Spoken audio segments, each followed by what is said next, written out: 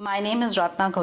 and I am a postdoctoral research associate at the University of Minnesota, and I'm from India. I did my PhD back in India and I moved to Minnesota to do my postdoctoral research. I'm working on the Judas fish project, and this project involves releasing radiotagged sterilized fish with a pheromonal attractant so that when the fish is released into the rivers, it will attract conspecific species and thereby lead us to aggregations of these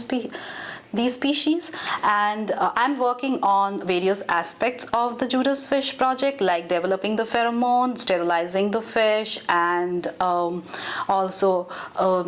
making individuals which are sexually active. One of the main goals of the Judas fish technique is to develop a method which will help removal of the carps from the rivers, and which is also species specific. So that's the main target of and I think that's one of the main applications of the Judas fish technique, because removal of carps from the rivers will not necessarily solve the problem, because it may to some extent, but like when you remove these carps, there are also native species that come along with them. So but what the Judas fish technique is targeting is like leading us to species-specific aggregations, and that's one of the major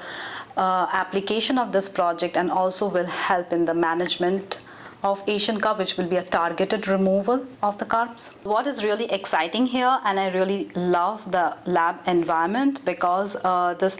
center has both field aspects and lab aspects that we work on, and diverse people working on different projects. And what is more interesting and challenging to me is to take up all basic academic questions like pheromones and hormones and include them in solving or doing a conservation effort to remove or manage these invasive species.